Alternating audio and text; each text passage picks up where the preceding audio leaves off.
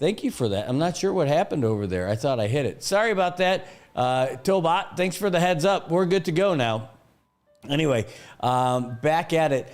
It definitely was cold this morning. I'm not kidding.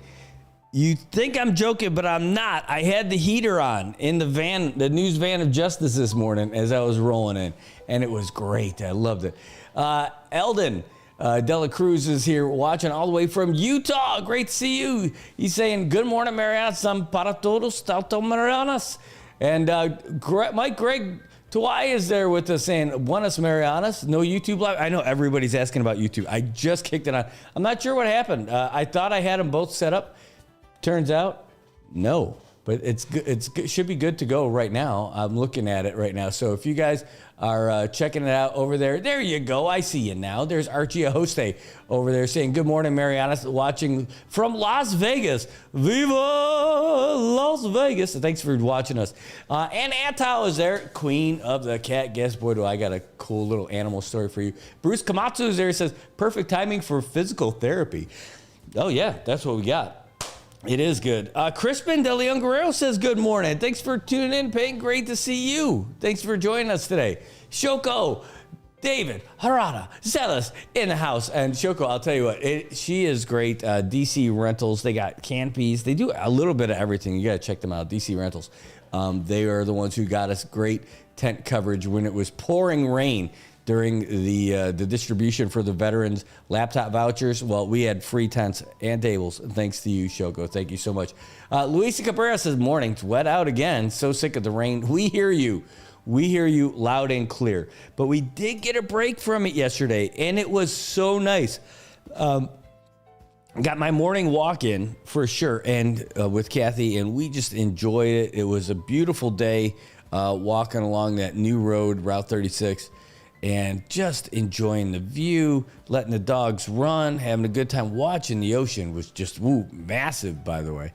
And just a gorgeous day. Enjoyed the sun, got home, and just enjoyed some family time and all that stuff before I came in here and started doing some work. But it was great to see all you guys. It is something special. Oh my goodness, look who's here with us today. It is Gus Latulamar. Gus, are you actually here? Am I gonna see you at the gym today over at Laddie Built 24-Hour Fitness? I hope I do. Otherwise, that means you're in Hawaii or something. But usually you're busting out alohas when you do that. Subligson08 says, Lesor, and my fam gangs. Great to see you. Thanks for joining us today. Again, PJ Victoria says, hey, half a day, Marianas. I know, great to see you. And yes, saw some baseball this weekend too. Get out. I know, I saw the guys out there on the field. It was great. My daughter didn't get to see it. I didn't get to play softball this weekend because they thought the weather was going to be bad, but hopefully they'll be playing tonight. You know, the Interscholastic Softball League. I love watching her get out there and play. And watch all the kids get to enjoy it too. But it was great. Oh, she did. It was great soccer this weekend too. But this is not just to talk about my daughter's show. It could be though. We'd be here for a while. Because I will tell you one more thing. She caught a couple of chickens. Yes, not big chickens. I'm talking like little peep kind of chicks. We've got 2 of them at the house now. And my goodness, they're cute until they're not. You know, one thing you got to know about chickens, they poop. It's true. They are adorable, but they need to be cared for and cleaned up. I bought my first sack of chicken feed for little chicks, a starter feed or whatever. Oh, my gosh, chicken starter. We've got them. I don't know how this is going to turn out. I don't have any idea how this is going to turn out, but we'll enjoy this little fad until it's no longer fun. We can't just throw them back out there to the wolves. You know, the dogs, the rats, something's going to eat them. Probably not going to be able to link up with their mom. Good job. But, you know, we'll see. We'll see how this works. Going to have to build a chicken coop or a cage. There's only 2 of them, and they're like tiny. We'll figure it out. We'll see. Hey, all kinds of action over there on the YouTube side. Tobot's out there saying, hey, buenas. Excuse me. And, man, I don't know what happened with you with Facebook. I didn't think your comment was bad. I don't know how you got the temporary Facebook ban for saying a couple things. I thought it was hilarious. But that's where we're at. Eric Moffness in the house saying, Buenos on half a day, Marianas. Brad and everyone tuning in. It's a new week. Have a blessed and good day. Take care. Stay safe. And God bless you and your family. Always drive safely. Buckle up. The road is slippery. It is slippery out there. Be careful out there, Mariana. So we're going to be talking about traffic here in just a second. Mike says, hey, thanks for publishing the op-ed. I think it's important people understand birthright citizenship is not a cut and dry topic. Yeah, no kidding. We have a lot of op-eds that are out there today. Excuse me. And they're worth reading today. And you can find them. We have the heads up for them on the social media channels, but you can see them in full on nminewsservice.com. There's 3 good ones in there today. I'm telling you, they are really good. Someone's talking about NMHC. You got Galvin talking about his response to Kimberly King Hines, even without necessarily mentioning her. And then you've also got Greg and Mike, Greg, Tawai. Man, I'm telling you, your stuff is good. Like, all that stuff is always good. Keep sending them, please, because I love it. Also, Luta Mariana says, good morning, Brad, and the rest of the Marianas from Luta to Fajaron de Pajaros. Fajaron de Pajaros. Oh, by the way, best place on earth. By the way, that reminds me. This takes me back, all the way back to my IT&E days. So we're talking, this is going back a while. Flip and TJ, Flip and Bones in the morning. How old is that? Remember Power 99? Flip and Bones. Flip killed me one day when he was talking about Fajaron de Pajaros. Farallon de Pajaros is what he said. I'm like, oh my God, dude. I started laughing. I'm like, Pajaros? Isn't it Pajaros or Pajaros? I'm like, dude, that's awesome. He's like, hey, man, what do you want me to do? I'm like, I don't know. But it was awesome. It's some things you don't forget, but it's the stupid things like that I remember. I don't know why. Pretty good traffic behind me, indeed. In fact, that's a good idea. Speaking of traffic, to get down to it and let you guys know about what's going on the roads right now, because there is school today. This is not a non-school kind of day. We have legit school in the house today, so get ready for it if you're out there on the roads. Excuse me. My goodness. Yeah, we have a full-on school right now, so let's hit the roads and take a look and see what we got. All right, well, it is at 7:59 here in the morning on Monday, on a day where PSS actually has school. It is busy. We're going to go all the way down up by us right now. And, you know, you see that traffic, and you can see it gets a little bit red when you get past us. So this traffic that's slowly building up behind us is, if that's any indication of what traffic really looks like, my goodness, it's got to be rough out there. All right, well, the intersection that matters over at the place where connections matter, IT&E, things looking pretty good as folks coming down the hill from Talkeetna trying to make their way past. Everything going south here on Beach Road looks pretty good. We're following it all the way around. Where you do get some traffic buildup is over there by Guangdong Hardware, but it's not too bad. Tumakeen Doy's looking good. Shell Dandan even looking good this morning. A little bit of a backup over there, congestion by NMC, but I've seen worse. Over there by the old San Vicente Roundhouse, you got a little bit of traffic, folks trying to get up there, just stuck at the light, but it's not too bad. Not too shabby. All right, let's go around, take a look over by Cagman. Cagman's looking good. As we get down the hill close to Ina's Kitchen, you got some cars that are starting to back up. They're going to get stuck at the light. Same thing's happening over there in Puerto Rico. And again, over by the tennis/pickleball courts by the hospital over there at AMP. And then as you start making your way through Garapan, you see the traffic buildup over there by JG Sablon. And then all the way as you make your way south by Gualo Rye, the lights over there by the courthouse, you get a bit, then you get it again over at Quartermaster. It's all those intersections, man. That's what's taking you by. By the way, I got some stuff to talk about with that. We talked about it a bit on Friday. We'll talk about more about it today. But all that traffic is a piece of cake when you're behind the wheel of your cool new car from Atkins Kroll Toyota. Could it be you get a 4Runner? Are you looking for a brand new RAV4? Maybe you don't need all that 4Runner stuff. And by the way gas prices are now, these hybrids are great. That Toyota Corolla Cross, that Toyota Highlander. If you get one of these hybrids, you're going to be able to get some great gas mileage. And so all that money that you're paying on your brand new car is actually going to be taken away from the money that you're spending on gas. So why not make an investment in yourself by calling AKA Toyota today? Give them a call at 234-5911 and enjoy it today.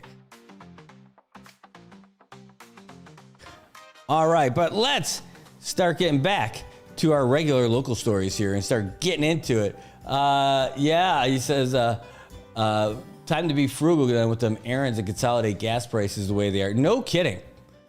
Have you already started hitching a ride with your friends the way traffic is this morning with the gas prices? My goodness, we're at $6.36 right now for gas. We are making our way to the hourly wage for gas. Can you imagine what life is going to be like when you have to work 1 hour for 1 gallon of gas, right? And especially if you've got a 10-gallon tank, that means you have to work more than 1 8-hour shift to pay for your gas for a week. Holy freaking crap, Batman. That's when people are going to have to start making some hard decisions. What are you going to do? How are you going to do it? What are you going to do to save your money? Your CUC is going to go up, right? And all the goods for everybody else is going to go up. How are you going to handle it? Holy smokes, it's Peeling Gazetmo. Peeling Gazetmo says, good morning, my handsome island brother, Brad Rosala, and to every other hot and sexy scene of my fellow lovebirds. Whoa, he's coming in with both barrels blazing. Oh my God, do I have his song ready? Do I have it queued up over here? I used to have it over here. I got it. That's a great idea for Peeling's theme song. You know it. You love it. You got to. It's Peeling. Haven't had to bust this out for a while. Haven't got to, because I haven't heard his voice in a long time. This is yours. The clock strikes 6, the coffee brews. A dial tone sings, it's the morning news. Smooth as silk, dripping charm like honey and milk. He's got the vibe, he's got the flow. Every day he steals the show. Feeling, he's at more, hotter than the radio. He's the man, the myth, the glow. Feeling sexy, feeling bold. Feeling, he's at more, hotter than the radio. He's the man, the myth. Feeling sexy, feeling bold. Feeling keys at Mo. Feeling keys at Mo. Says the sun bows when he walks by. Clouds part ways to watch him fly. He's got swagger like a heat wave burst. Even when it feels the thirst. He's not shy, he lets it show. Turn it up, let the feeling grow. Feeling, he's at Mo, hotter than the radio. He's the man, the myth, the glow. Feeling sexy, feeling bold. Feeling, he's at Mo, hotter than the radio. He's the man, the myth, the glow. Feeling sexy, feeling bold. Feeling, he's at Come on now. That's Monday morning, baby. That's how we get started. 8:05 in the morning here on Monday. Peeling, great to see you out there in the comments. I'm telling you, get everybody going, and we have to bring you just a little bit of smiles and music into the life here. Who knows? We're going to have to come up with something for the Galitas Festival, too. But we got a lot going on. Look, they got to feel that jam. He's the man, the myth, the glow. Feeling sexy, feeling bold. Feeling, he's at Mo, hotter than the radio. He's the man, the myth, the glow. Feeling sexy, feeling bold. Feeling, he's at Mo. Feeling, he's at Mo. Best Monday ever. He's at Mo. We are feeling it. We are feeling it. All right. Woo. Calm down, everybody. Take a break. Catch your breath. We're going to get you a little bit of the news updates here just to get you started. Thank you, Peeling. Here we go. Here's your little news update. We'll be back with more. Fox News.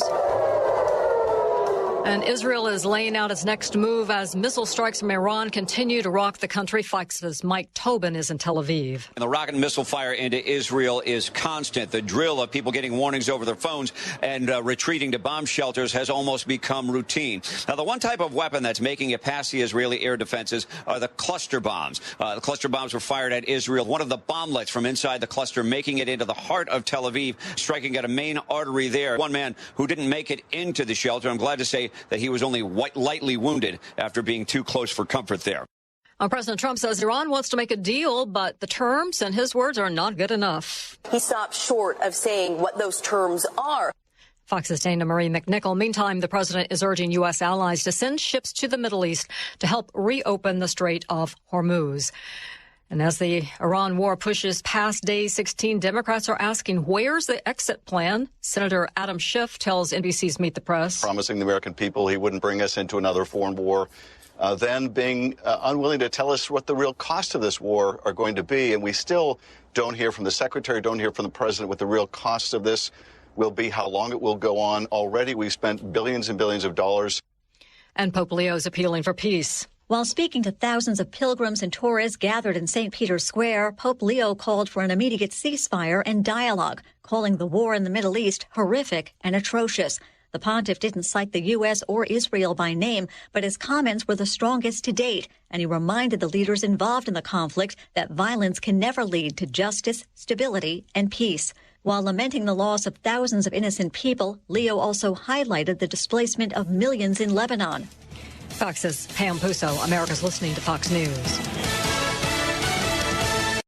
This is Ainsley Earhart. Thank you for joining me for the 52-episode podcast series, The Life of Jesus. A listening experience that will provide hope, comfort, and understanding of the greatest story ever told. Listen and follow now at foxnewspodcasts.com or wherever you listen to podcasts.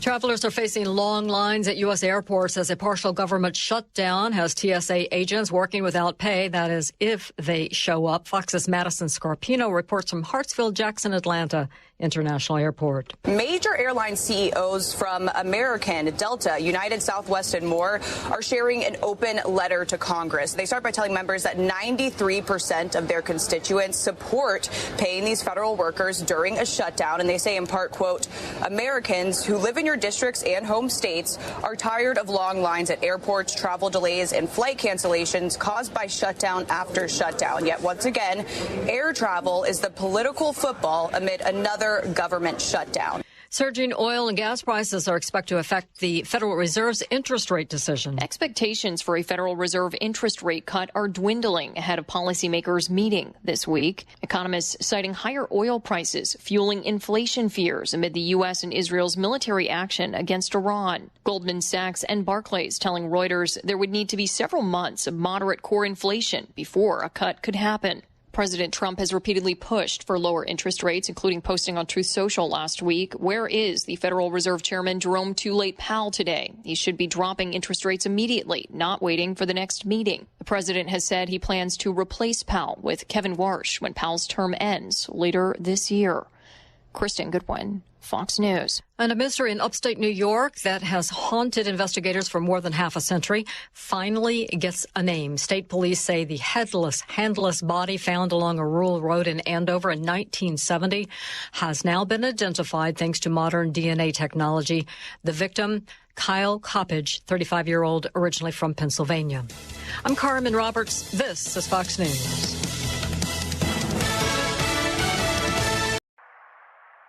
If you see something, say something, and stay anonymous. Call Crime Stoppers at 234-7272 or submit a tip online at nmicrimestoppers.com. No names, no caller ID, no recordings, just your info. And if your tip leads to an arrest, you could earn up to $1,000 in cash. Your tips have helped take hundreds of criminals off the streets in the NMI. It works because of you. Crime Stoppers, we want your information, not your name. PHI is your local pharmacy serving customers in Cagman, Garapan, and Dandan since 1996. Shop PHI Pharmacy for all your prescriptions, and we even offer a large line of multivitamin supplements. Our Dandan location is open weekdays from 8 to 6 and 8 to 4 on weekends. Or visit our Garapan and Cagman locations weekdays from 8 to 6 and 8 to 1 on Saturdays.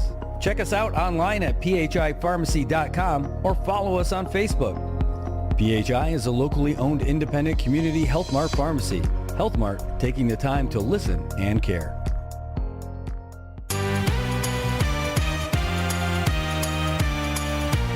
Wake up, sunshine, it's a brand new day.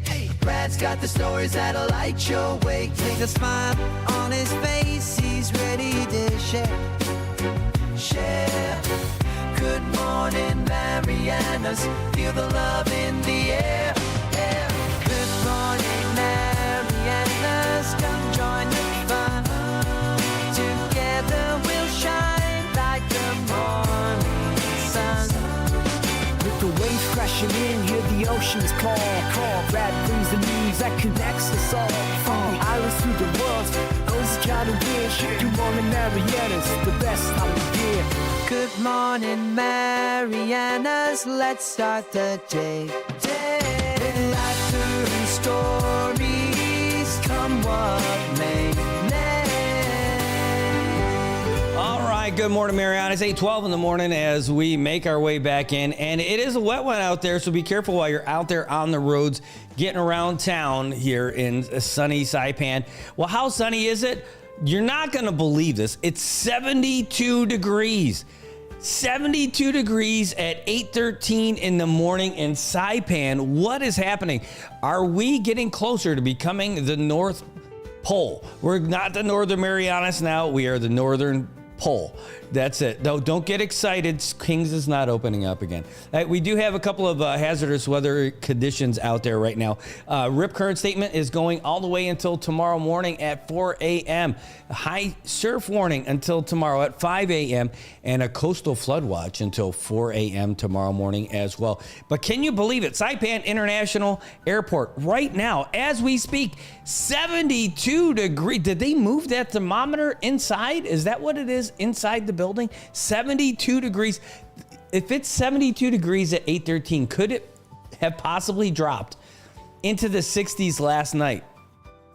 Could you imagine if we got into the 60s? I did see people wearing some round glasses and having excessive facial hair and butterfly collars and saying, hey, man. I mean, it could be that we were in the 60s last night. Well, we're looking to get up to 87 today. We're going to have some gusts all the way up to 22 miles per hour. Isolated showers throughout today. Tonight, we're looking at a low around 78. Something's got to be wrong with that, right? Well, it's going to be windy all night, and it's going to be windy tomorrow too, but tomorrow it's going to be mostly sunny, high near 86, and gusts all the way up to 22 miles per hour. That's kind of a carbon copy for the next couple of days because all the way through midweek. So hopefully, going to dry up all those ball fields where the folks were trying to get out there and get some stuff happening. Oh my gosh.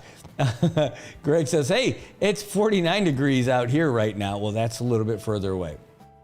For sure. A little bit further away. My God, I can't believe it. Let me send Landon a message just to see if it got into the 60s last night. Ooh. Good morning. Good morning.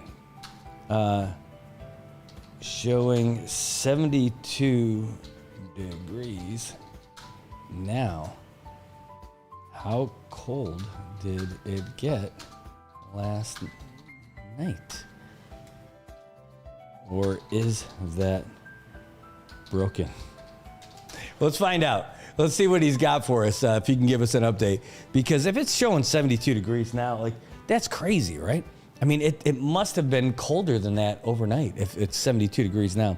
Anyway, let's get into some of the things that we've got on tap. One of the things I want to talk about, and you're able to see this on nminewsservice.com, our website that would love for you to take a look at it, because, and so would our sponsors. But this is something that's really cool that's happening next week. This is going to be next Monday. And next Monday is perfect because there's no school for public schools next Monday.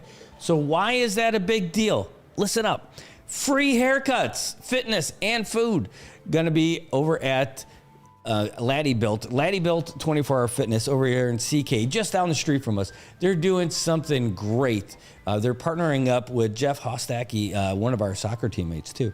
They're going to be teaming up. He is Fresh Cuts CNMI, and they're going to be giving a day of free stuff, free fitness, free haircuts for students.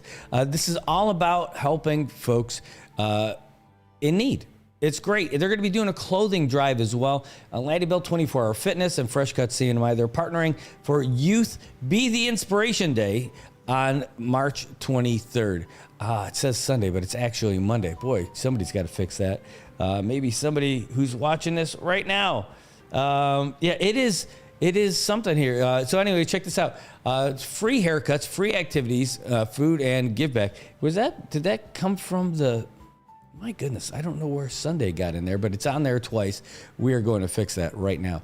But anyway, it's going to be on Monday. You don't want to miss it. The 23rd. It's a day when school is out and a public school is going to be out. So we're able to offer that stuff. So a clothing drive is ongoing where they can help folks out. And this is all to benefit kids in need. So you can be the inspiration. You can make a big difference in someone's life in this. By the way, if you cut hair or you have a place that cuts hair, or if you know somebody who cuts hair, they're looking for volunteers to cut hair for the kids as well. Because right now it's just one guy who's going to be doing it in Jeff. And I know he can get a lot done, but he definitely could use another talented hand or two to help them out. And it's going to be great. Here, we're changing all this stuff now to make sure it says Monday. My goodness, good thing we're watching it now, right? Wow. All right. Well, anyway, consider that fixed. There you go. Magic, just like that. But this is something where they're going to be reaching out to the community, free haircuts, free fitness, free food, and it's part of their community get back. Now, they're going to have more details as things go on, but they're also collecting new or gently worn clothing and shoes for children in our local community, and you could drop them off. You could do that now. You don't have to wait on that one over at Laddie Built. And my gosh, why wait? If you've got stuff at the house that's been in there for a while, stuff, maybe your kids moved out and they are off in college or they moved into the States. Maybe you got some clothes that are still in good shape, but you're not wearing them. Drop them off over there. Hey, because there's big kids too. It's not just little ones. Now, we're not just talking about little toddlers and stuff like that. So you're able to get down there and to be a part of this. And it's pretty cool by donating your new or gently worn clothes and shoes, or if you are someone that can cut some heads, come on down and help out. Reach out to the folks over at Laddie Built and see how you can be a part of it. We're doing our part by just trying to get the word out and let people know about it, but this is a really good thing. Holy cow, he's on the phone. You heard his song. He's great. And then all of a sudden, you get a call from the man himself. Ladies and gentlemen, Peeling Gizemo is here. Peeling, can you hear us? Oh, wait. Good morning. Good morning. We can hear you now. I'm all the way from Guam. Yeah. Hey, man. I wish, is the show still open for that visa thing issue? Wait. Is what still open? Can I say something about the visa problem? The visa? For the tourists, for immigration, to extend the visa or whatever they're talking about. Oh. They're trying to remove. Yeah, they're trying to do that in Congress. Yeah, no, that's the thing. That's the thing. But in reality, our cinema had that problem way back there with, remember, Lisa Murkowski? Yeah. Senator Lisa Murkowski and Don Miller, and there's another one. There's three of them that came to the cinema during the garment time. Mm-hmm. With all the issue of slavery in the garment, they're making workers work underground and making them work without paying them, all that issue. Way back, those are the things that's been cooking, and and they left the kitchen unattended. That's the problem. But anyways, I hope things get better. I don't want to see our cinema and with the hard days ahead. I hope it gets better, and I hope those senators that are against it have a change of heart, or a congressman or whoever they are, change of heart and try and help us out, because it's very difficult there in our cinema now. Very hard. Without tourists, it's hard. We need the tourists. We need the tourists as much as we need federal funds. That's the way of life. Tourists and federal funds. That's the life. And everybody knows. Everybody knows that that's it. There's no other solution. Tourists, federal funds. That's the way. But I pray to God it will change and everything will be all right. But hey, I want to share something too, my experience. The last time I came down there to Saipan to attend my dad's brother's funeral. Mm-hmm. Yeah, you see, the U.S. immigration, right, before you check in to enter the airplane. Yep. Yeah, they ask for ID, right? Yes. And they're asking all kind of silly questions. You know, why are you going back to Guam? Where you born? And you see my ID, and the guy asking me, where am I from? I told him I'm born here in Saipan. I'm from Saipan, but I'm staying in Guam. So, and he gave me the look, and he said, why you're here? I said, to attend my dad's brother's funeral. He said, okay. I think maybe Congressman Kimberly King Hines should also request for visa for locals. So maybe I need a visa.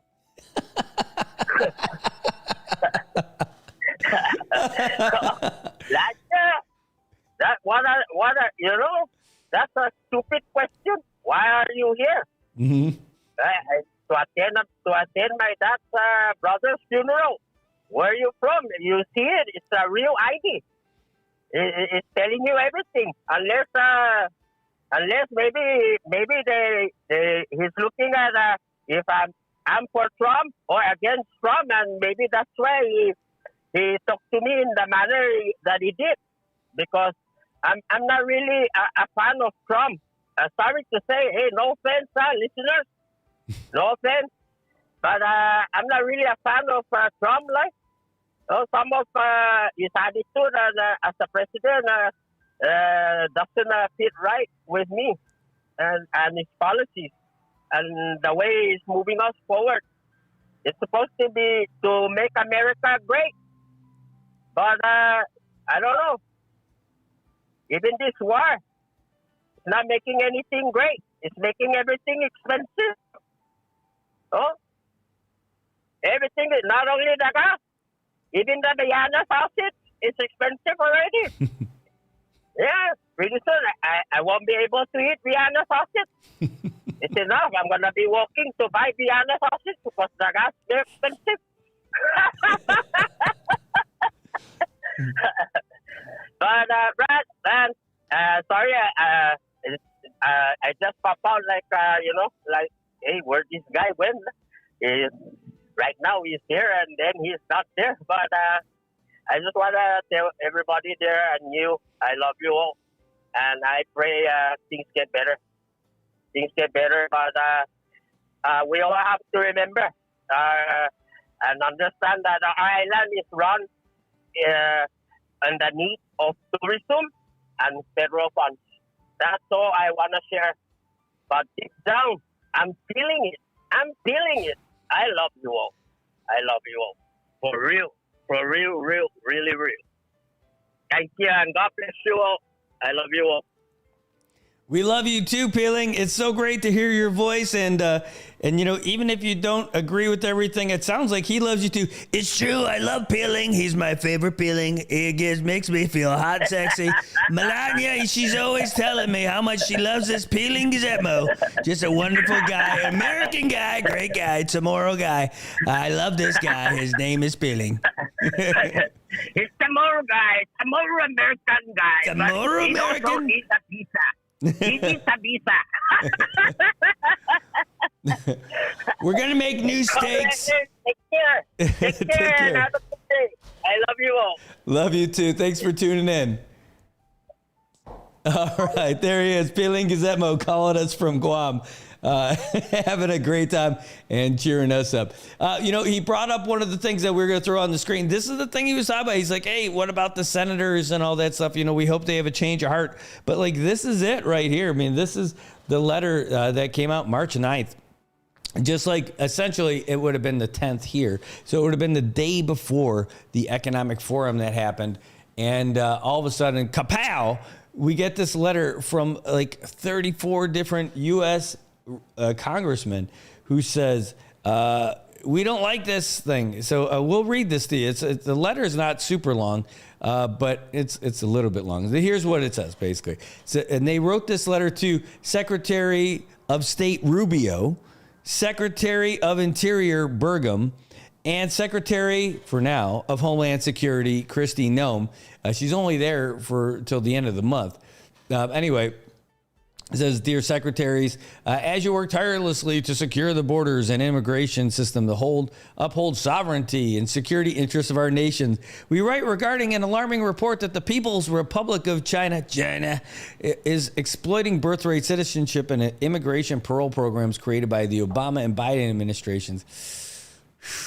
Boy, we got to clear some of this stuff up with these guys. They're just not getting it. A January 17, 2025 article estimates at least 750,000 to 1.5 million Chinese nationals with U.S. citizenship who likely obtained it through a combination of the U.S.'s absurd birthright citizenship policies and resulting birth tourism industry.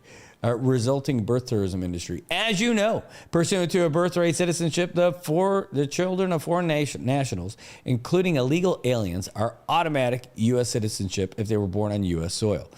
And through birth tourism, expectant mothers from abroad intentionally traveling to the U.S. and give birth so that they can reap the benefits of their child being a U.S. citizen.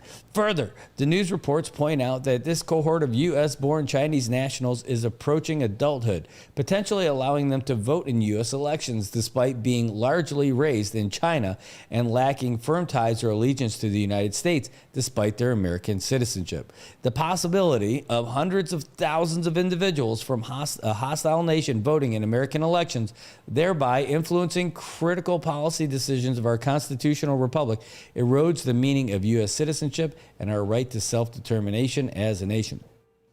This should raise concerns as the PRC and the Chinese Communist Party pose grave threats to the U.S.'s economic and national security. The PRC is our top geopolitical adversary and has deployed numerous tactics to undermine the U.S., including weaponizing our student visa system to import intelligence operatives, and now possibly using our electoral system to influence nationwide elections. In fact, the PRC has seized upon other immigration programs that have fueled birth tourism in the U.S. In 2009, the Obama administration created an illegal categorical parole program for Chinese nationals to travel to the Commonwealth of the Northern Mariana Islands, a U.S. territory. The parole allowed Chinese nationals to bypass the long-standing legal requirement of obtaining a tourist visa and being vetted before entering the CNMI. As a result of the Obama administration's parole program, there was a surge in birth tourism by expectant Chinese mothers in Saipan, the CNMI's capital. Birth to foreign visitors in Saipan increased from less than 10 in 2009, that doesn't sound right, to nearly 600 in 2018. No, that can't be right. There's a lot more Filipinos here, I'll tell you that. According to a media investigation, more than 3,300 babies have been born in Saipan, the Chinese mother, since 2009, leading to more foreign births in Saipan than U.S. births. To make matters worse, the demand for U.S. citizenship for the children of Chinese nationals has led to unscrupulous companies assisting these individuals for profit. The PRC is home to over 500 companies offering birth tourism services, resulting in more than 50,000 Chinese nationals delivering babies in the United States every year, according to one estimate. Other non-U.S. governmental estimates show between 100,000 and 150,000 babies are born to Chinese national parents each year in the U.S. Additionally, in January of 24, the Biden administration, somebody calling me? The Biden administration issued an interim final rule entitled Guam Commonwealth of the Northern Marianas Visa Waiver Program, Automation and Electronical Travel Authorization. Creation of the CNMI Economic Vitality and Security Travel Authorization Program, EVS-TAP, which allows PRC nationals to enter the CNMI without a visa for up to 14 days, increasing the likelihood for birth tourism to occur. And we're going to talk about this. Once these children born to foreign nationals turn 21, they can petition for green cards and other lawful status for their parents and possibly sponsor extended family members through chain immigration. The CCP could undoubtedly exploit these immigration policy grabs by allowing CCP members to enter the U.S. on a lawful status and eventually gain citizenship while advancing the PRC's agenda against the U.S. While some may claim these lax immigration programs are vital to the CNMI's economy, they do not prioritize the national security interests of the American people. And these programs have served as pipelines to American citizenship for illegal aliens seeking economic opportunity and those who are bad actors. We respectfully urge you to end any parole, visa waiver program, or any visaless programs extended to Chinese citizens, and to please provide an accounting of the extent to which birth tourism has been exploited by the PRC. As such, we respectfully request clarity on the following questions. 1, how many children have been born to Chinese national parents since 2009? Please disaggregate. A, the number born in the CNMI. B, the number born on the mainland. C, the number who returned to China and have not yet come back. D, the number who have reached voting age and are now registered to vote. And E, the number with ties to the CCP. Well, that's all of them. Number 2, is categorical parole for Chinese nationals to enter the CNMI still in effect? A, is the Obama administration Guam CNMI visa program still active? And B, how many Chinese nationals have entered the CNMI via each program since 2009? And 3, is the Biden administration's EVS-TAP still active? A, how many Chinese nationals have entered the program since 2009? We thank you. All of these guys. All of them. Even Mary Miller. You could see them all in there. Nancy Mace, Elise Stefanik, Anna Luna, and Julie Podorchak. I'm just saying, I said all these guys, and I'm reading out their names because there's ladies in there too. Now, what's interesting about all this stuff? Well, holy smokes. It shows that they don't understand all of it, because the EVS-TAP wasn't a Biden program. That was a Trump program from the first time Donald Trump was president. Like, that came in under him. But it didn't really get instituted until the end of the Biden administration, and then started getting rolling once the Trump administration really got in. So it really wasn't something that was created during the Biden administration, but it was created during the first Trump administration. So that's part of it right there. And by the way, my English professors always told me, if you're going to have a letter A, you got to have a letter B. Otherwise, just ask that question. So yes, EVS-TAP is still active for sure. How many have entered the program since 2009? Well, EVS-TAP hasn't been around since 2009, so that's pretty easy. But Guam CNMI Visa Waiver Program, that's it. I don't even think this is a bad question. I think this question makes sense. Why not have that answer? How many, if they're saying that this is a national security issue dating back to when the program started, these are things you want to know. How many of them were born in the CNMI? How many of them were born in the U.S.? Okay. How many have returned to China and haven't come back yet? Should be pretty easy. Once you get their Social Security numbers, you could plug it in the system, and then you go.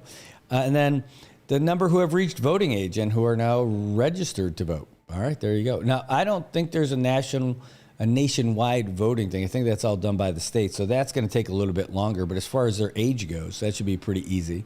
And the number with ties to the CCP, I mean, come on. Unless you're going to go down there and start knocking on every door and asking everybody, I don't think that that's an easy one. You just make assumptions, and you know what they say when you assume. So I think they probably all at some point have some kind of ties to the CCP. You know, the funny thing is, I think that's not a conspiracy. This thing here is not a conspiracy theory. This is legitimate stuff. Like, that's it. It's not crazy to think that they have some sort of a plan in place. I don't think that that's conspiracy at all. And I don't like conspiracy theories. I hate those things. I think they're crazy. Although Chinaman's not involved in this. But with China, this is a legitimate thing. It's completely legitimate. They could totally make a real case for this. So I get that. And if you got 34 members, this is where I think things become a little bit dicey. I mean, like, this to me says writing on the wall kind of stuff. You know, they had that meeting with all those folks. I just wonder how that's going to go now. You know, they end up swapping folks out, you know. Wow. I'm just looking at the messages I got back from other folks on a different topic. Sorry. This is going to be problematic for us here in the CNMI when it comes to Chinese tourism. And you know, I still haven't gotten a good answer. And we didn't get a great answer from it when we had the not like she wasn't avoiding it. She said she wasn't the expert on this, but the main thing that we got is just that it takes longer. But I really don't have a good answer yet for what the difference is between EVS TAP and the visa program as far as people coming here. If they come here because it's easier to come to the CNMI than it is to go to LA or something. And because they don't have to do as much stuff. I mean, I don't know. Is that really a big deal? Does that mean people won't come here anymore because of it? If they have to go through that whole process? So I don't know that I have a good, comfortable feeling for it. Like, why are we fighting against all this other stuff? But what it sounds like to me, though, what does sound like it makes sense is that if that CNMI visa waiver program goes away, if the EVS TAP goes away and you got to get a full-on visa, like you were going to the States, then what we should be banging the drum for from that point of view is that you should go for that Annex 6 exemption again, like what we had before, where that cap on those 51 flights doesn't apply to us here. So then now we still have it where it's still easier for people to get here. You can't go anywhere else in the States, so at least be able to come here. I think that's it. I think that's the way around it. And it's a common sense approach. Start banging that drum. That's it. Or do what you're doing with the Philippine Airlines. Using that as the way to get people here from China, because you can't get direct flights from China, so fly them through Philippine Airlines indirectly. But they're not going to want to do that. All right, well, that's the deal. And so, like the Congresswoman says, she doesn't care where they come from. Just bring tourists here. 100% on board with that. I agree. I totally agree. Totally, completely agree. Doesn't matter.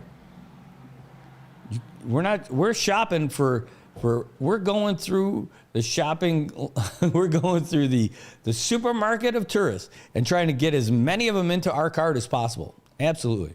And we're trying to use the tools that we got available right now. But if those tools go away, go for the ones that you are going to be able to keep.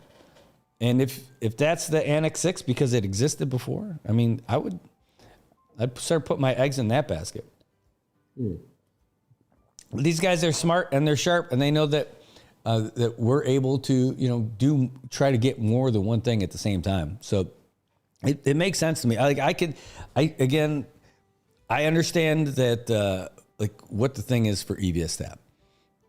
It's we used to be in control of our own immigration, so we got some kind of a compromise. We kind of meet you halfway by giving us a little bit of an advantage to get some of these folks that came in that were filling a lot of our inbound seats and all that stuff, creating that demand. Now, if you're going to take that away, you got to give us something in return. You should, to try to help us out. You don't want us dangling, like withering on the vine. Like we just saw that letter from Paparo that says, hey, look, economic security is national security for the folks in the CNY. That's important. But yeah, I'll tell you, you can't say that you don't appreciate the other piece of that equation. I get both. I do. I totally understand it. And you got a whole bunch of you guys in the comments too. That's why the solutions I recommend are suggested in the op-ed needs to be explored. Oh yeah. Greg. So it says, providing the information should be provided because when you see it compared to the U.S. per capita, it needs to be highlighted. Yep.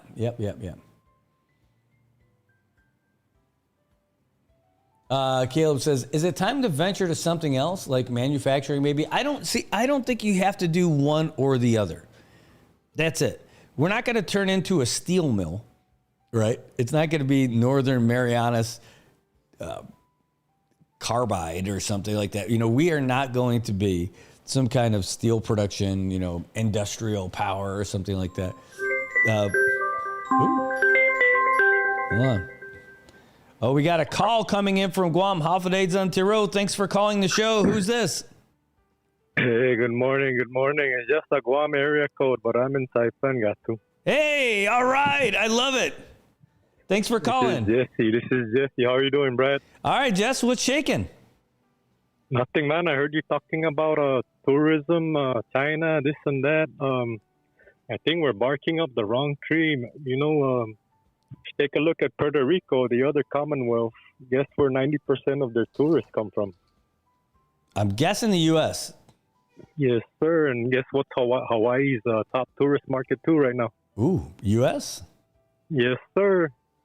And check it out. If you check out the flight time between, let's say LAX to Puerto Rico, it's about 11 hours if you were to fly direct or, with stops. But, yeah, man, we need to shift gears and forget about Asia. Japan's not coming. Their economy's crashed. I mean, the yen is just too weak. We need to bring in U.S.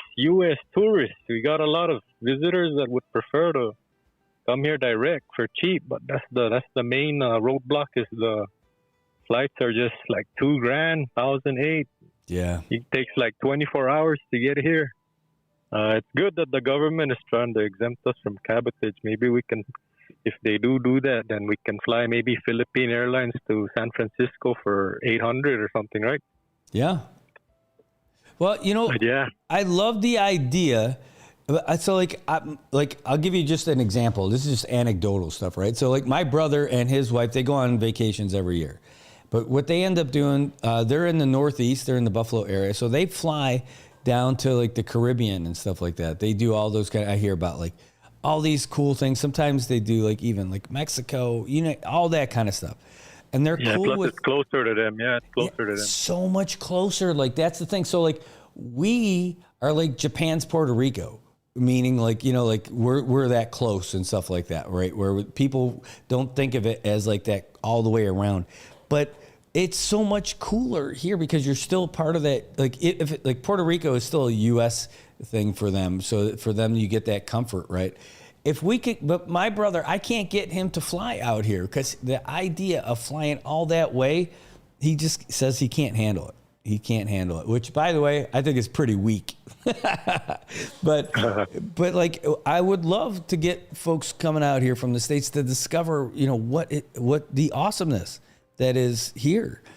And not only that, I got a lot of classmates and friends who moved off island. They would love to come back if they were able to afford it. Like a family of 5 would take $10,000 versus them flying to Hawaii with Southwest for like maybe $3,000, $4,000. Yeah.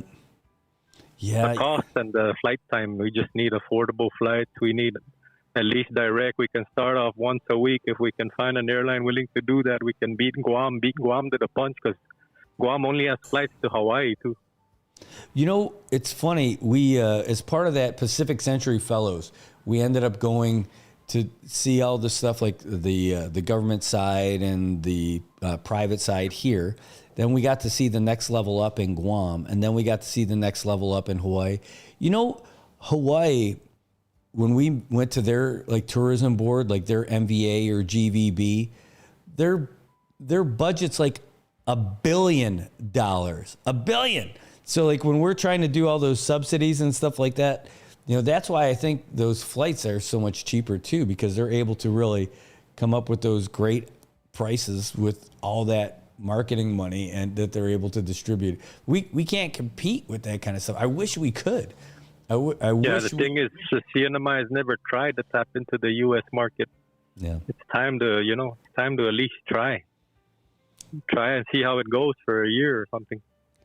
I love this idea. I really love it. And, you know, I would bet it's since the U.S. is, you know, giving us the business right now with regards to all this stuff with the tourism, the waivers and all that stuff, that would be something you would think that they would help us with. I mean, because the Department of State, I don't know if they're the ones who would do it, because we could use that help, say, hey, we're part of it, you know, help us out. Or if that becomes a commerce thing by like, hey, help a brother out, you know, give us some kind of federal level of subsidy to help with those airline prices, right. At least to get that demand started. You know, you got to support American. This is part of America. You got to support our economy as well and help us help ourselves, you know. And that's what Japan did after the pandemic. They started to promote tourism within the country, and that's what they ended up doing. Okinawa is, I believe, the main destination because they got similar weather to ours and diving as well. But they use the yen, which is keeps it affordable for the Japanese. Mm-hmm. Well, I mean, if they could do that to support their country, why can't we do that to support ours? I think that's a great idea. Oh, and Juan says maybe tell them to build faster planes. Hey, well, you know, maybe that's part of it. So check this out. Did you hear about? I think it called it Boom. Did you hear about how they were trying to make supersonic travel for like regular flights? Yeah, they used to have wasn't it British Airways? They used to fly between England and the East Coast for like 3 hours only, 4 hours. Yeah, right. But so here's this thing. There's this company called Boom Technology, and they made a demonstrator. This is a year ago that broke the sound barrier, and they're looking for a full-size jet that flies twice as fast. And one of the reasons why the supersonic, what was it called? The Concorde. So Air France and British Airways. Now, it was great for them for those transatlantic flights because there's nobody there to get your windows blown out, right? But same thing with your plan, with your idea of getting folks from the mainland. You're flying over the Pacific, save for Hawaii, and in between, it's mostly just water. And if you're flying over that and you do that to get to the CNMI, maybe that's the market. Now, that's probably also not cheap. But right. But maybe that's it. So, like, as funny as the joke was about telling them to build faster planes, there's your faster plane. I wonder how much that would cut down the travel time if it was 1/3. Imagine if flying from LA to Saipan was only 4 hours. Could you imagine that? Perfect. Yeah, and that's it. So folks in the States, you'd have to fly and make Boom's hub LA. Boom. Yeah, Boom. That's it. Guam will love it. It'll be that Boom Magnolia flight. But you just end up doing this. That could be it. It says, Brad, we need realistic ideas now. The economy can't wait for super planes. Hey, this is a plane that's already working on. it says and here's another one. These are stories that were this is from last year. This didn't just happen. Right now it says United and American plan to introduce supersonic passenger travel, but not until like 2029 or 2030. And the Boom Overture is the new airliner designed for Mach 1.7. So that's 1.7 or 1.7 times the speed of sound. So that's twice as fast as current jets. Could you imagine that? And it was banned in 1973 by the U.S. And that was just because of how loud it was. So what they've been trying to do, they're actually looking at trying to do some of this stuff in the mainland, but to make it boomless, if you will, they're trying to redesign the planes with this whole idea to try to make it so that there isn't a sonic boom by changing the shape or changing the aerodynamics of the plane. Don't ask me to get more scientific than that. That's about as much as I know about it. But if you could cut that speed down, maybe that's the solution. Yeah, cut the prices too.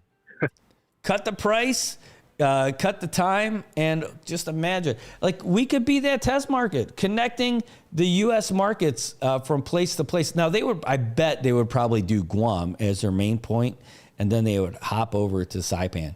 But, hey, if they make us the big point and let them hop over to Guam, I would love that. But yeah, put us first for one. Yeah. First place. But that's also. Have you heard about? I believe Taiwan has a cruise ship that will be going to Guam regularly. I saw that from the governor. She was talking about that, right? Yeah. Are there any? Do you know if there's any plans for that ship to stop by Saipan as well? Have you heard of anything like that? I haven't heard about that yet. But that would be a logical stop for us to add us along the way. But, we need our gov to go over there to knock on those doors in Taiwan, too, because that's what she's doing. She's going out there. This is her last year in office. Hey, this is our governor's last year in office, too, to go to Taiwan and start knocking on those doors. I'm not sure why we're not doing it. They can island hop since they're going to Guam. Might as well stop by Rota, Tinian, Saipan. Ooh, could you know what? The thing is, all right, so I got a little inside baseball on this. So with Tinian, the military is the one doing all the port work, right? So they're doing this stuff to try to get that port ready for the ships that would be coming in. So Tinian, so they did all the studies and the environmentals and all that. So Tinian asked if they could dredge deeper to have bigger ships come in. And the military said, well, one, none of our ships are coming in that are that big, so we don't need to do it. Number two, then we have to do a different environmental study and all this other stuff. So the military is not willing to do it for like big cruise ships and stuff like that because it's not in their mission. So that kind of stinks. So we might not be able to get them in Tinian. And Rota, man, have you seen how big these cruise ships are? They are huge. Yeah, they're monsters. I don't think they could fit over there. Then just bring them here at least. At least we could bring them here. But I'll tell you what, if we could figure out how to do it, and if we could get the investments to do it, to have where bigger ships can come into Rota, it would be awesome. And not only because of that, because that would also help with that ferry idea. That's the big thing that's killing, the big thing that's hurting that roll-on, roll-off ferry idea for Rota right now, is that it's not big enough to get in over there.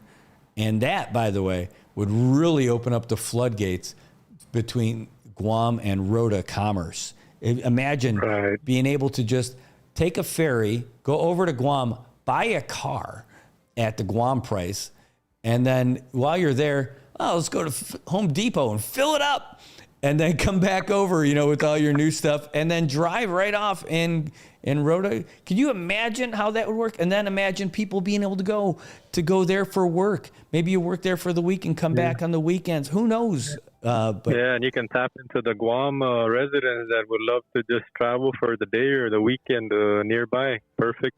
Yep, the travel would make great sense, especially especially not super rich military folks, right? Right now you have to spend a whole lot to fly there, your whole family. You just load up the Tacoma, from Guam and come over and spend the day, go out there and check out everything in Rota, spend some money at the restaurants, have some fun, maybe you spend the night and then drive back. You could totally knock that out. It would be awesome. Yeah. I know the government, like, what was that, 10 years ago, they gave $400,000 for that project, but I don't know, it went in somebody's pocket, I guess, and just disappeared. Man, well, I know the study's still happening, but the biggest thing for that, again, is going to be the port in Rota. And because have you seen like how the size of that port, where this is not the one by the fuel tanks and stuff like that. This is the one on the other side by like where CUC's at and everything. Yeah, it's been many years since I've been to Luta. It's just expensive right now. I heard it's $400 round trip. Yeah. We're going this weekend for the Galitas Festival. I'll try and get some better video so you can remember it and stuff. But the entrance to that port is pretty narrow.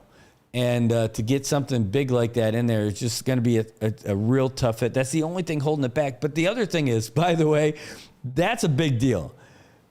The money it would cost to build or to buy that kind of a ferry that would work, plus the improvements to the port facility. I mean, it sounds crazy, but I mean, that's a really big deal. I think once you do it, it's good. Yeah, Peeling says nothing's impossible. It could be done. I agree. It could be done for sure. They could build the Great Wall of China. They could do this. They could build the Coliseum. Yeah, I know it can be done. But the question is, would they be willing to drop that money? And I think there's a lot of interest federally for that ferry project. So I would love to have it. The only thing is, we got some folks here who are arguing against it, and that's crazy to me. There's always a group of anti-business people out here that are scared of change, and they got their own agendas. Well, to me, it's not even anti-business. It's just anti-people. Like the folks when you're spending it's like $80 for a sack of rice in Rota. That's crazy, and that's before all this fuel price stuff started going crazy. Right now, what are they arguing against the ferry for? What are their arguments? Get this. They're saying it won't make a difference for them. I'm like, dude, you need to talk to the people of Rota, because that is horse crap. I mean, that is garbage. Yeah, I think that's just a small group. I'm sure majority would prefer to have a ferry back and forth. That small group, though, those are people who are pretty influential. I know this group in particular. And it's crazy for me that anyone could say something like that. Is that the same group that went against the Marianas resort lease? Same group? No, different group. Different group. Oh, okay. This is people who think that it's okay for Article 12 to go away, believe it or not. Okay, individual's choice, but that needs to go on the ballot before they can say that. Oh, yeah, I'm with you. So, but I was really surprised when I heard some of that stuff. That don't make sense. But just imagine, it would open up. Now, to be fair, though, I love the idea. I think it's great and everything, but it does introduce some complications, and a real one. And a real complication to me is, holy crap, though, man. What if one of those brown tree snakes get on someone's car and you can't? Yeah. That's why you got customs. We got a solid group of customs. We have a solid customs division out here. They even caught rhino beetles, I think, in Rota. Oh yeah, they did. That's everything that's going on at that Tewksbury Park and everything like that. It's nuts. And imagine losing all of Rota's beautiful, with coconuts and in that area. Can you imagine what would happen if you lost all the birds, though? You got bird sanctuary if you got those brown tree snakes. So you'd have to be incredibly vigilant there to make sure that you. So the people gotta select. They gotta choose whether they want cheaper shipment or we want to keep their birds. I don't know. It should be a win-win if you get that ferry and just have customs inspect every arriving inbound. Oh yeah, trip. You need a whole gang of dogs, those snake sniffing dogs. Well, that's perfect for job creation then. Oh yeah, even the dogs get jobs. And I'll tell you, you can have them at the part of debarkation, right? Barkation. There's no pun in that one. It's just there. But you have them, the dogs in Guam. You have the dogs over here to check out all that stuff. But I don't think there's a rhino beetle sniffing dog. That's the only problem. If they could do something for that. But you're right. I mean, those are the things you deal with. But I think life would be so much easier if you're able to do that. Yeah, especially I remember when we had the Tinian ferry, it was only like $25 to hop on round trip. Yeah, that's the VIP, right? Or the VIP maybe it was a little bit more. That's the top shelf over there. I love that thing. The vomit comet, they used to call it. Yep. Oh, I love it. He says, Juan Nanda, he said, tell the reporter to tell his friend Keanu Reeves to make John Wick 5 here. He's talking about Dan Shore. He did that video where he was there with Keanu Reeves. That's awesome. All right. Nice. Well, shoots. Jesse, thanks for calling. Right on, Brad. Have a good day. See you later. Shoot. You too. Hey, thanks for those great ideas. All right. That's Jesse who gave us a ring, giving us some ideas saying, hey, we should focus on the U.S. mainland for tourists. I don't think that's a bad idea. I love it. But I can see the challenges involved in that right away, right? But, again, one of the things that you're dealing with, the folks who are the travel people, the ones who have their businesses set up, they don't have them set up for that. So they have to recalibrate everything to go toward a new market. And that's a big lift for them. When all of their internal infrastructure is based on one big market, that's the tough pull for them. What is that? What warning is that? Hey, how about that? Did somebody else call while we were on the phone? I think so. Hold on 1 second. Nope. Oh, we're good. By the way, we did get a message back from Landon. Check this out. He said the overnight low at the Saipan airport was 70 degrees. 70. He said, welcome to fall. Yeah, no kidding. In March. 70 degrees, dew point in the 50s. I don't really know what that means, but I do know that 70 degrees is pretty cold. That means that's at the airport.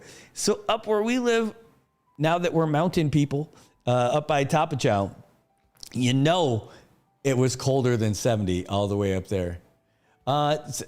James says, Tinian would love a return of a ferry of some kind of affordable alternative to a flight. Yeah. By the way, that was the other thing.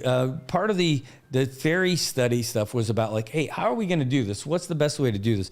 How can we make it affordable to go from Guam to Rota to Saipan to Tinian? I think the answer is you don't. You just make a ferry that goes between Rota and Guam, and that's it. Boom, boom, boom, boom, boom. And if you want to make a ferry that goes between Saipan and Tinian, perfect. You got those two going back and forth. Now, Guam and Rota, was it like 40 miles separating the two? So that's a longer haul.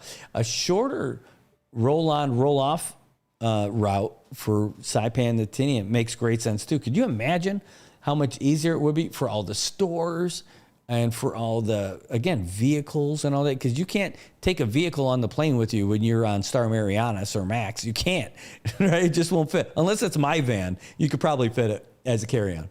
But you can't bring your new truck over, your new sedan and all that other stuff. So having a roll-on, roll-off ferry, a full-on ferry with passengers makes sense for those short ones.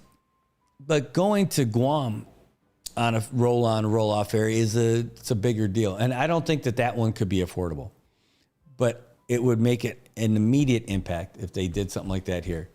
So it's Peeling says, Guam are also finding black widow spiders. Oh, yeah.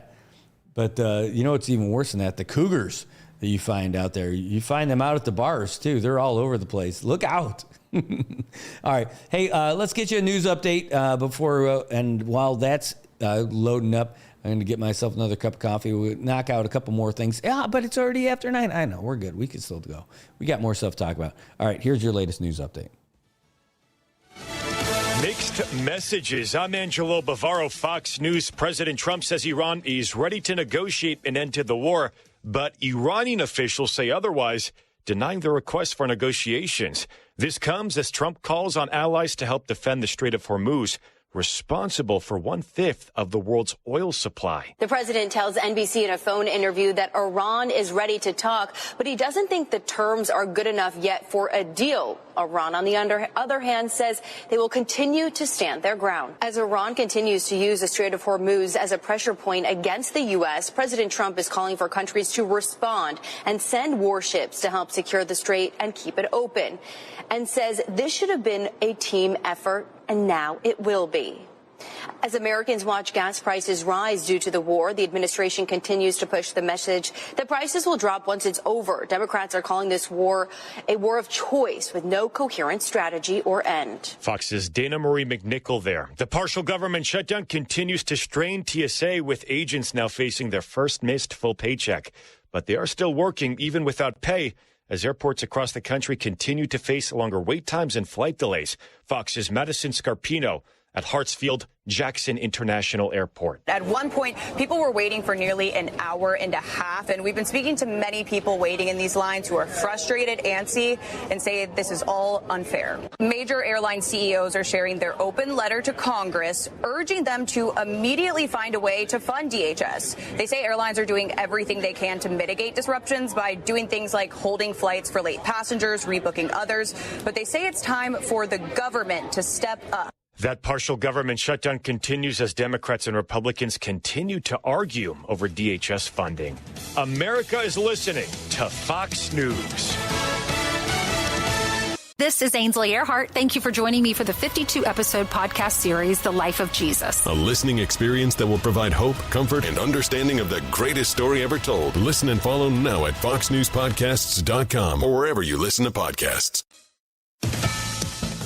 A massive late-season blizzard is slamming the upper Midwest. March roared in like a lion, and it's still roaring. I mean, what an incredible storm. Intensifying as it punches up into the Great Lakes, those blizzard conditions only expected to worsen across northern Wisconsin into the UP of Michigan. I mean, we're talking nearly historic snow totals, upwards of 3 to even 4 feet of snow. Pair that with hurricane-force wind gusts in the 70-mile-per-hour range. It's gnarly stuff. Now, I'm here in the northern mitt of Michigan, Traverse City, and we are in an ice storm warning. We had snow to start the day, but now we're going to transition things to freezing rain. Fox Weather's Jane Menard. Protests continue in Cuba over an ongoing energy crisis, with 5 people reportedly being arrested after they allegedly targeted a Communist Party office. Cuba has heavily relied on Venezuela for oil, but shipments stopped after the U.S. captured Nicolas Maduro in January. President Trump has also threatened to impose tariffs on any country that supplies oil to Cuba. Cuba President Miguel Diaz-Canel saying it is understandable that the prolonged blackouts cause distress in our town. What will never be understandable, justified, or tolerated is the violence and vandalism that threatens citizen tranquility and the security of our institutions. But the White House has not ruled out the possibility of a deal with Cuba. President Trump spoke with President Diaz-Canel just last week. Fox's Madeline Rivera. The 98th Academy Awards will take place later tonight under a high-alert security posture. This as law enforcement grapples with the geopolitical fallout of the ongoing conflict in the Middle East. The Los Angeles Police Department has established a 1-mile security zone all around that Dolby Theater, using K-9 units, surveillance drones, and a network of cameras. I'm Angelo Bavaro, and this is Fox News.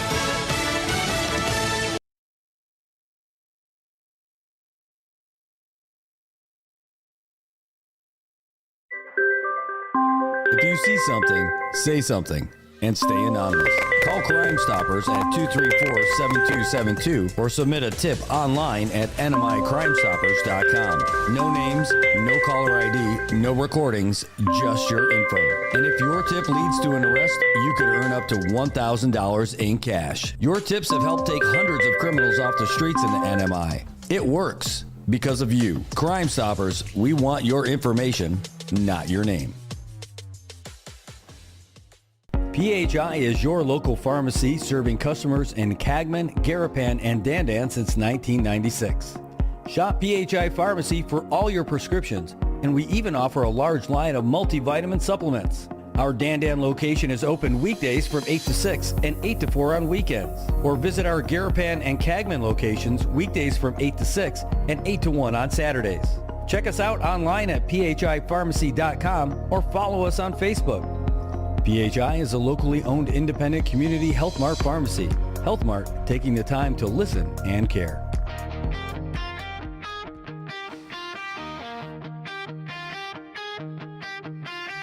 Golden sands under my feet. All right, good morning, Marianas. It is 9:10 in the morning, and we have a caller that zoomed in during that last break. So sorry that we only got to get to you just now. Hafideh Zantiro, thanks for calling the show. Who's this? Hey, Brad, it's Mike Dwight. How are you? Mike, great to hear you. Thanks for calling this morning. Yeah, good to be here.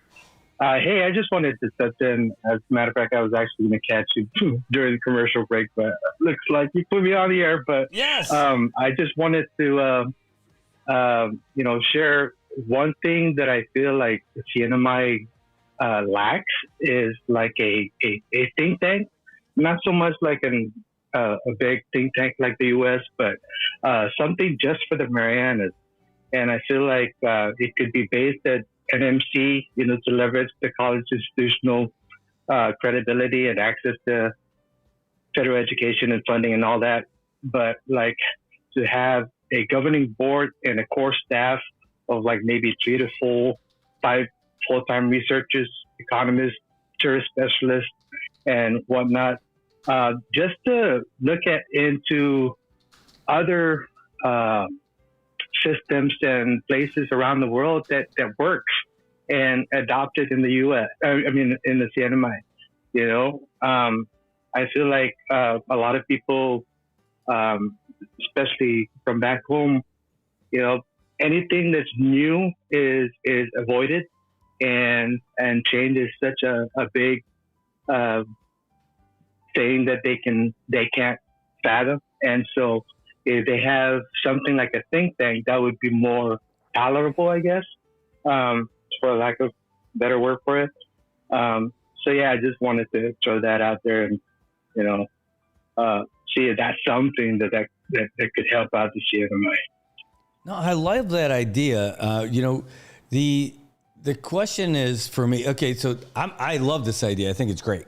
So I'm like, all right, so how do you put together a think tank? Like, who would you recruit, and who? First of all, you need someone to pay for it, right? You need right. It's not a physical structure. And that's why I'm going to the NMC. They can tap the infrastructure that they already have, all the programs that they've already are instituting, and just kind of form a body that can actually work together to do that, and then tap the government and government sector and private sector to join in, and have a collaboration and partnership that way.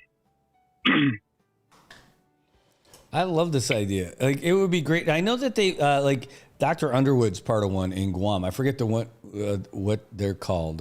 Let's see. Hold on. Guam Underwood Think Tank, something Pacific something, I think is what it's called. And I think with them, they go through federal grants, private sector foundations, and endowments, I believe. Yeah, it's the Pacific Center for Island Security, and says it's a Guam-based think tank focused on analyzing the impacts of rapid military buildup, environmental degradation, and geopolitical issues on Guam and Micronesia. Yeah, but even with that one, like, I just feel like it's a way to legitimize the folks who don't like the military. Like it just seems like it's so slanted against that, right? That's just my take. That's not me saying that's it. Boom. Like, just to be fair, everything I hear coming from it just seems like that, right? So and so that's the key too, is like to make sure that the purpose and the mission of the think tank is to serve the CNMI community and not be serving the private institutions and government solely. Yeah, and that's it. So how would you pick it? I know it all becomes the funding, and for me, a lot of times what I end up seeing for things, it's like it takes on the mission of who's funding it. Like you could see that in our organizations here, like who are the big leaders for like the different organizations that we got here. Yeah, I don't even have to talk about them, but like think about HAMI, the Chamber, the MVA, NAMASA, you know, like all you could think, right? Like, who's really putting more in, who gets more say, and who gets, you know, where's more of that influence come from? So like I would think of the same thing would fall in for like a think tank like that. So like where would some of that funding come from? Right. And so like phase one would be maybe to convene like an exploratory committee with NMC, Chamber of Commerce, HANMI, all those program agencies that you mentioned, the current CEGS Commission members as well. And then maybe draft a charter and a 2-year business plan, apply for EDA planning grant, and reference the successful, you know, 2016 CDS grant model that they just had, and then secure seed funding commitment from one of the major hotels or telecom provider. You know, it's time that we start building partnership with businesses in the community to fund the programs that are going to benefit them in the end as well. Yep. Just spitballing. It says diversified funding sources are key. So like philanthropic foundations and trusts. It says focus on foundations that prioritize research integrity and general operating support rather than just project specific funding, and building relationships with grant officers is crucial. Also, individual philanthropy and high net worth individuals. Again, those are people with some deep pockets, and also corporate sponsorship packages, and then academic and institutional partnerships. The question is, I'm like, how to get funding for an unbiased think tank? I mean, that's really it. And then there's a whole bunch of other steps along the way, but that's, you know, those first swings, those first things that you're looking at. Right. And the other thing too that I believe the CNMI hasn't tapped into yet is the diaspora. You know, everybody that's off island loves the CNMI and want to contribute, but there's no vehicle for it. And so if somebody can find a vehicle for that to happen, man, that'd be the gold mine right there. Man, because just that price of coffee, $5, you know, would go to help a lot. And so I have lots of plans that I'm doing right now to gear towards that, but it's still in the planning phases. And, you know, I haven't given up yet on the CNMI and never will. That's right. And that's what we need. We need more people like you putting in that time. And I love it, man. You know, I'm such a fan because what you're doing is you've got to focus. You put your research hat on and you go and drill into it, and just even though you're not living here, you haven't forgotten about back home.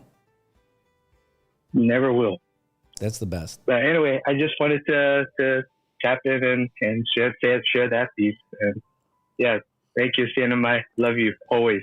Hey, and by the way, you said it's 49 degrees over there? Oh, yeah. Oh, man. I can't imagine.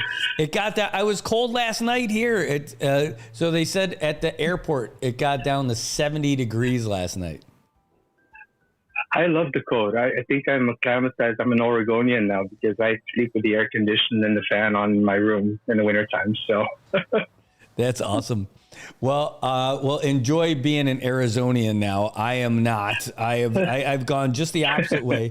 Whenever I complain about it being cold, Kathy's like, "Wait, you're from Buffalo." I'm like, that was 24 years ago. I feel happy when I go back home. I love the scents, the sights, the sounds, and everything. But when it's cold, it's cold. And I'm telling you, because here, I'll this is gonna sound crazy, but I was looking at space heaters online, and I'm like, oh man, like on those rainy days when I just want to dry out and feel warm and all that stuff. I'm like, maybe that's just what I need. I just need to get a space heater. How many people in Saipan do you think have a space heater? I imagine there are people at the hospital that have them because it's 1 degree shy of snowing inside the hospital. And also at the courthouse. Or a heated blanket, for that matter. A heated blanket. There you go. That would definitely be great. Just something to dry it out when it gets crazy rainy and crazy wet. All right. Well, thanks for the call. Thanks for reaching out, man. What time is it over there in Arizona? Oregon. It's Oregon. 4:20 actually. 4:20 in 4:20 p.m. Oregon. My goodness. And that's rainy capital up there too. Oh yeah, we got a lot of those. All right. Well, thanks again. Thanks for the buzz. Any shout outs? You want to say hey to anybody before you go? Just to the entire cinema, I love you always. Stay up despite everything and continue pushing forward. Well, we'll keep holding the fort till you come back for a visit. Appreciate it. Thank you. You got it. All right. All right. Take care, bro. Take care, Mike. And then James says, go Trailblazers. I love it. All right.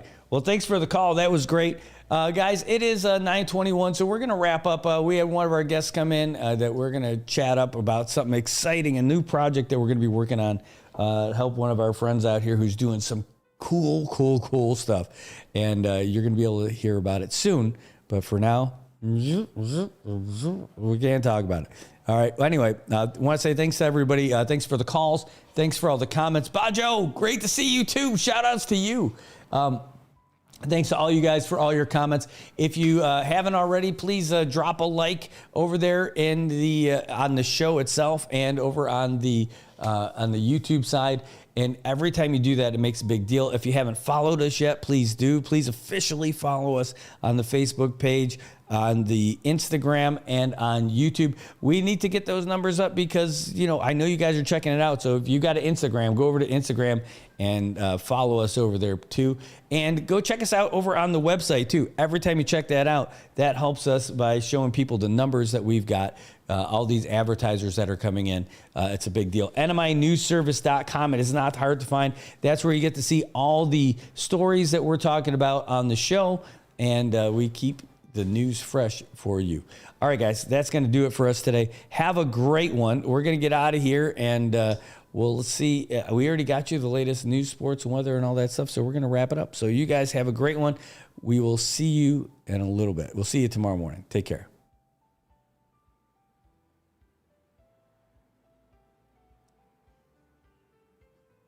Or not. We'll just hang out.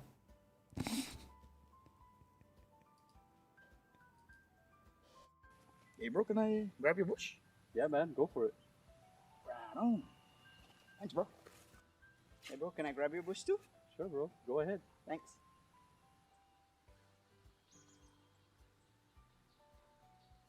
Now I can grab my own bush. Saipan, it's time to grab your bush. Pick up a 12-pack of ice-cold Bush, and you're in for more than just a refreshing beer. Every 12-pack gives you a chance to win exclusive Bush gear and more. So don't wait. Swing by your favorite store, grab your Bush, and join the fun. Because here in Saipan, the best moments are even better with Bush. Grab your Bush today.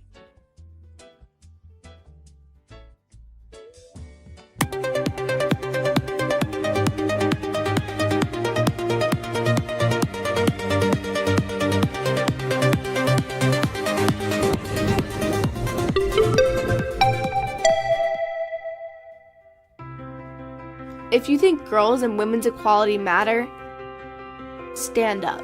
If girls and women's sports matter, and you want your daughters to have the same opportunity you had, stand up. If you know that it isn't fair or safe to allow males to compete in girls' sports, because it's, obvious, stand up. Don't be cowed by people who call you a bigot. You're not a bigot. Don't let men tell us how to be good girls. Don't let others tell you you just need to be quiet. Sit down. Be nice. It's not nice to further a lie. It's not mean to believe in women's equality. We deserve our own sports, privacy, fairness, safety. We deserve a chance to compete and win. So don't be nice. Don't be careful. Be honest. Be brave. Fight for women. We've come too far to give up now. And if you agree with that, stand up and stand with us.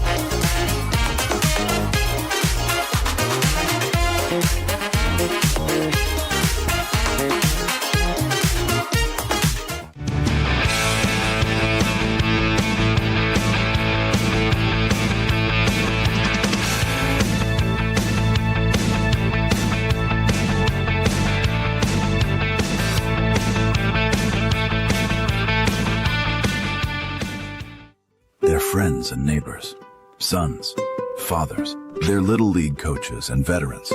They're people who love this country. These are Immigration and Customs Enforcement officers. They are removing violent criminals from our streets and neighborhoods. It's dangerous and difficult work. But ICE has one mission: to make America a safer place to live. And that's what they're doing. This is law enforcement. This is ICE.